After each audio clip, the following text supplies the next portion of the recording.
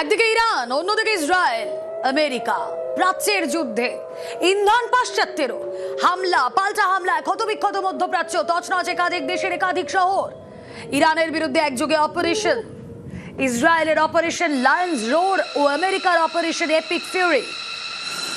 Israel আমেরিকার যৌথ অভিযানের পাল্টা জবাব তেহরানের অপারেশন ট্রুথফুল প্রমিস 4-এ মধ্যপ্রাচ্যের বিভিন্ন দেশে মার্কিন সেনা ঘাঁটি লক্ষ্য করে হানা ইরানি সেনা। ইসরায়েলের পাশাপাশি দুবাই, কাতার, বাহরিন, ইউএই, সৌদি আরব, কুয়েত, পাকিস্তান পর দেশে মার্কিন ঘাঁটি লক্ষ্য করে মিসাইল। খামেনেইয়ের মৃত্যুতে আরো ভয়ঙ্কর মোড় নিয়েছে মধ্যপ্রাচ্যের মহারণ। মধ্যপ্রাচ্যের অন্যান্য দেশ এখনো জল মাপলেও ইরানের হামলার জবাব দিচ্ছে আমেরিকা, ইসরায়েলও। দুপক্ষের হানা পাল্টা হানায় রক্তাক্ত মধ্যপ্রাচ্যের একাধিক দেশ। একদিকে ইসরায়েল, অন্যদিকে আমেরিকা যৌথ অভিযানে মার্কিন হোয়াইট হাউসে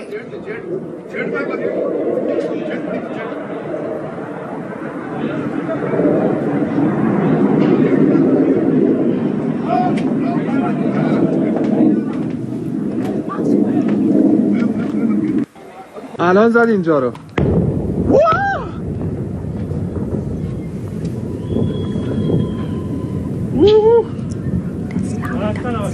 سلام، خوبی امیر؟ الان زد اینجا رو.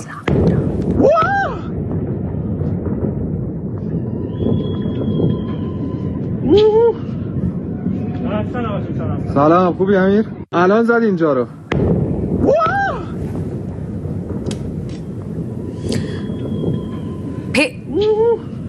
একদিকে ইসরায়েলের অপারেশন লায়ন্স রোর, অন্যদিকে আমেরিকার অপারেশন এপিক ফিউরি। যৌথ অভিযানে মাত্র কয়েক মিনিটেই তছনছ ইরান। হোয়াইট হাউসে সাংবাদিক বৈঠকে দাবি ট্রাম্পের, ইরানের নিহত সুপ্রিম লিডার আয়াতোল্লাহ খামেনেইকে রক্তখেকো শাসক বলে তোপ ট্রাম্পের। All in a matter of literally minutes, Iran's formerly supreme leader, Ayatollah Khamenei, is dead. This wretched and vile man had the blood of hundreds and even thousands of Americans on his hands and was responsible for the slaughter of countless thousands of innocent people all across many countries. Combat operations continue at this time in full force, and they will continue until all of our objectives are achieved. We have very strong objectives. যুদ্ধ শুরু করে America, তবে মধ্যপ্রাচ্যের যুদ্ধ শেষ করবে America, হুঁশিয়ারি মার্কিন যুদ্ধ বিষয়ক দপ্তরের সচিবের।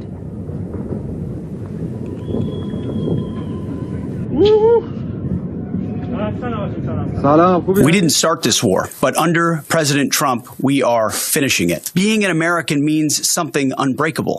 If you kill Americans, if you threaten Americans anywhere on earth, we will hunt you down without apology and without hesitation, and we will kill you. ইরানকে আত্মসমর্পণের পরামর্শ আমেরিকার, অন্যথায় ভয়ঙ্কর পরিস্থিতি হলে হুঁশিয়ারি। With every passing day, our capabilities get stronger and Iran's get weaker. We set the terms of this war, from start to finish.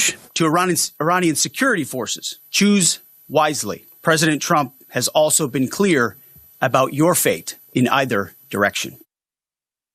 আমি আদৃত সরকার, মাধ্যমিকে আমি ফার্স্ট হয়েছি। আমার এই সাফল্যের পেছনে কোশ্চেন ব্যাংক ইংলিশ ও প্রশ্নবিচিত্রা বই দুটির অবদান সত্যি অনস্বীকার্য। রায় ও মার্টিন। আমি অনুভব বিশ্বাস, মাধ্যমিকে আমি সেকেন্ড হয়েছি। আমার এই সাফল্যের পেছনে রায় ও মার্টিনের কোশ্চেন ব্যাংক ইংলিশ ও প্রশ্নবিচিত্রা বই দুটির অবদান সত্যি অনস্বীকার্য। রায় ও মার্টিন। ভবানীপুর চ্যালেঞ্জ মমতা বন্দ্যোপাধ্যায় আজ ঘোষণা করে দিলেন, ভবানীপুর থেকে এই 2026-এ প্রার্থী হয়ে তিনি দাঁড়াবেন এবং অন্তত এক ভোটে হলেও জিতবেন। हमारा भवानीपुर एक छोटा केंद्र, only 2.6 lakh voters were there. Now earlier you have excluded 44,000, and this time because of logistical discrepancies 14,000. And also for 2,000 you deleted. In my constituency, I told you 60,000. instead of that, I will win from Bhawanipur. Even there is a one vote. সরাসরি আবির আছে আমার সঙ্গে। আবির, শুরু থেকেই এই special intensive revision যেভাবে হচ্ছে তা নিয়ে সুর চড়া করেছেন মমতা বন্দ্যোপাধ্যায়। দেখা যাচ্ছে ভবানীপুর কেন্দ্রের ক্ষেত্রে এই যে প্রথম লিস্ট বেরিয়েছে, সেই প্রথম লিস্টে ডিলিটেড যে কলাম, সেই ডিলিটেড কলামে 58,000 নাম, অর্থাৎ ভবানীপুর থেকে 58,000 নাম বাদ। সেই রকম একটা জায়গায় দাঁড়িয়ে মমতা বন্দ্যোপাধ্যায় চ্যালেঞ্জ করলেন অন্তত এক ভোটে হলেও তিনি জিতবেন ভবানীপুর থেকে দাঁড়িয়েই। রাজনৈতিকভাবে কতটা গুরুত্বপূর্ণ?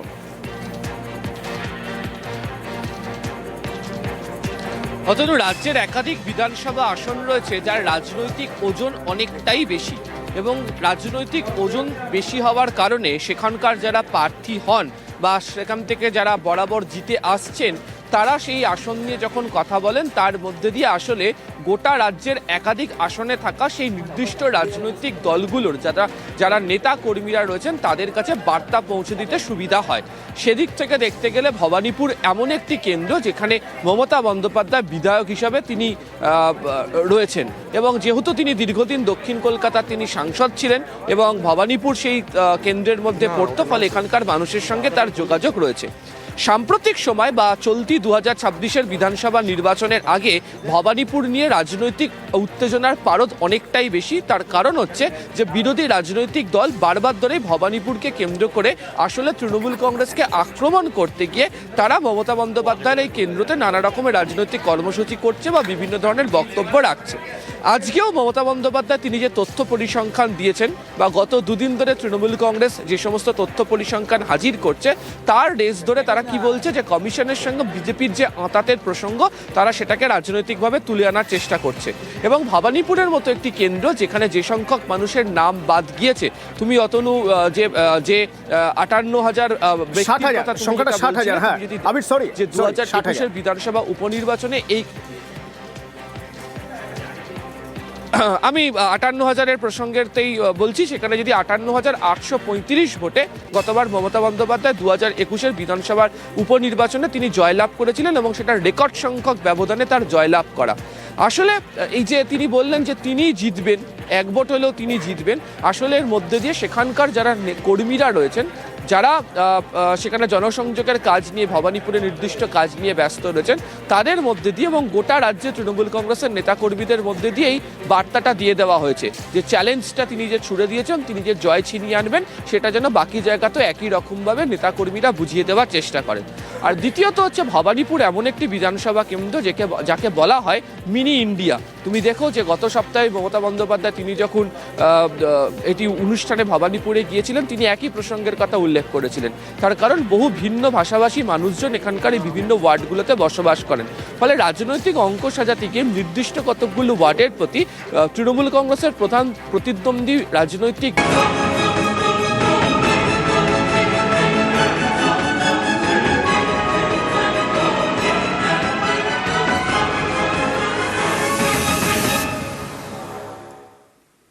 যুদ্ধের আগুনে জ্বালানিতেও আগুন। হরমুজ প্রণালী বন্ধ করে দিয়েছে ইরান, থমকে গিয়েছে তেল সরবরাহ, আর এতেই ধাক্কা খেতে পারে ভারতের অর্থনীতি। জ্বালানি সহ জিনিসপত্রের দাম বাড়ার আশঙ্কা। মধ্যপ্রাচ্যে মহারণ, আমেরিকা এবং ইসরায়েলের হামলায় তছনছ ইরান। আমেরিকা ইরান যুদ্ধের আবহে বিশ্ববাজারে ক্রমশ বাড়ছে অশোধিত তেলের দাম। এই পরিস্থিতিতে হরমুজ প্রণালী বন্ধের কৌশল নিয়েছে ইরান। ওমান উপকূলে পরপর অয়েল ট্যাঙ্কারে হামলা চালিয়েছে ইরান। চলছে হরমুজ প্রণালী, থমকে তেল সরবরাহ, চড়ছে অপরিশোধিত তেলের দাম। এর আজকে এবার পড়তে চলেছে ভারতে। ইরান হরমুজ প্রণালী বন্ধ করায় প্রশ্নটা জোরালো হয়ে উঠছে। রাশিয়ার থেকে আমরা সস্তা একটা সময় তেল পেতাম, সেই সস্তার তেলটা বন্ধ করতে হবে। মধ্যপ্রাচ্য থেকে যে তেল যে দামে পাচ্ছিলাম সেটাও এখন পাবো না, কারণ দাম বেড়ে যাবে। ভেনেজুয়েলা থেকে কবে সেটেলমেন্ট করে তেল আসবে আমরা জানি না। ইম্পোর্ট কস্ট মেনলি হচ্ছে তেলের উপর নির্ভরশীল, তার কিন্তু কস্ট অফ ইনফ্লেশন বাড়তে বাধ্য। এই যুদ্ধ যদি খুব লম্বা টানে তাহলে কিন্তু তেলের দাম আরো বাড়বে এবং ইন্ডিয়ার পক্ষে যথেষ্ট ক্ষতিকারক এই তেলের দাম বেড়ে যাওয়া। তখনই কিন্তু ইন্ডিয়ান ইকোনমি আস্তে আস্তে কম্প্রেসড হয়ে যাবে, কারণ ইনফ্লেশন বেড়ে যাবে, কর্পোরেট রেজাল্টস খারাপ হতে শুরু করবে, জিনিসপত্রের দাম বেড়ে যাবে। হরমুজ প্রণালীকে বলা হয় বিশ্ব অর্থনীতির লাইফলাইন। পারস্য উপসাগরে মাত্র 33 কিলোমিটার চওড়া জলপথ। এর গুরুত্ব অপরিসীম। এর উত্তরে ইরান, দক্ষিণে ওমান এবং সংযুক্ত আরব আমিরশাহী। পারস্য এবং ওমান উপসাগরের সঙ্গে আরব সাগরকে যুক্ত করে হরমুজ প্রণালী। এই প্রণালী দিয়ে সৌদি আরব, ইরান, কুয়েত এবং সংযুক্ত আরব আমিরশাহী থেকে অপরিশোধিত তেল রফতানি হয়। ভারতের চাহিদার 90% জ্বালানি আমদানি করতে হয়। ভারত যত তেল আমদানি করে তার প্রায় 50% আসে এই হরমুজ প্রণালী হয়ে। যুদ্ধের জেরে সেই হরমুজ প্রণালী দিয়ে তেল আমদানির ধাক্কা খেলে ভারতের জ্বালানির দামে আগুন লাগতে পারে।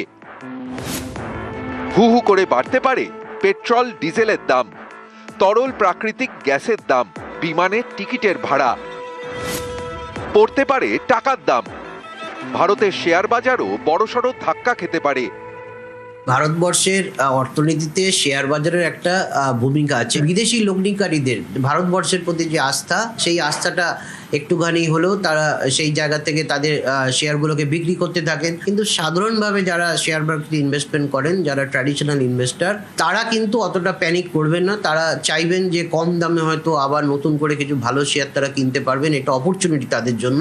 শেয়ার মার্কেট, গোল্ড মার্কেট, এইগুলো কিন্তু একটুখানি টালমাটাল জায়গাতে থাকবে। সাধারণভাবে লগ্নিকারীদের একটুখানি সাবধানতা অবলম্বন করতে হবে।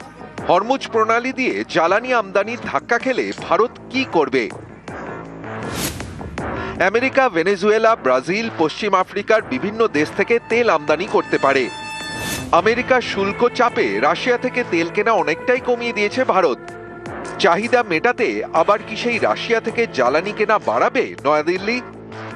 তেমনটা করলে আবার কি ট্রাম্প শুল্কের ভার বাড়িয়ে দিতে পারেন? এ নিয়ে রয়েছে টানাপোড়েন। তেলের হরমুজ প্রণালী যদি বন্ধ হয়ে যায়, তেলের একটা যোগানের ঘাটতি দেখা দেবে, এটা তো নিশ্চিত। দুবাই ব্রেড ক্রুড আমরা বলি, সেটার দাম বেড়েছে। খেয়াল রাখতে হবে, যদি $1 যদি ব্যারেলে তেলের দাম বাড়ে, তার ফলে ভারতের অর্থনীতিতে প্রায় $2 বিলিয়ন মানে আমাদের ইম্পোর্ট বিল বাড়ে। তবে হ্যাঁ, আমরা অনেক দেশের সঙ্গে গেছি, আমরা আফ্রিকা থেকেও আমরা তেল আনার চেষ্টা করছি এবং আরো এর অন্য দেশগুলো থেকেও তেল আনার চেষ্টা করছি। এবং আমাদের আপাতত যা তেল রিজার্ভস আছে, মানে আমাদের পেট্রোলিয়াম রিজার্ভ, ক্রুড পেট্রোলিয়াম আছে এবং যে তেল কোম্পানিগুলো যে রিজার্ভ আছে, সব মিশিয়ে 15-20 দিন চলে যাবার কথা। কিন্তু গ্যাসটা চলার কথা নয়। গ্যাস কিন্তু আমাদের রিজার্ভ করার সে পদ্ধতি নেই। নিউজ 18 বাংলা। দুবাইয়ে আটকে ডেবরার 2 বাসিন্দা। যুদ্ধের আঁচে জ্বলছে দুবাই।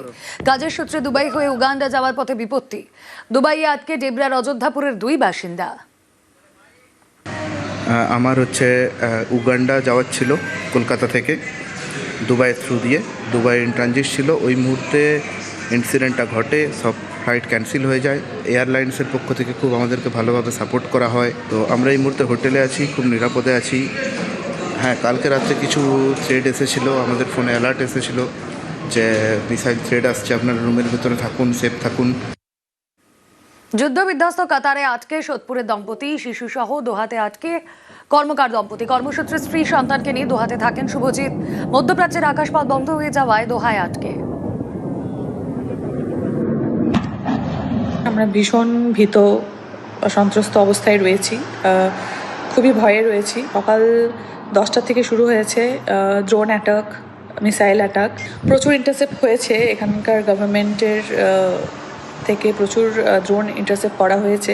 এখানে 6 বছরের একটি ছেলে, আমার স্বামী এবং আমি থাকি। আমরা সত্যি ভীষণ রকমের ভয়ে রয়েছি। কখন কি হয় বলা যায় না।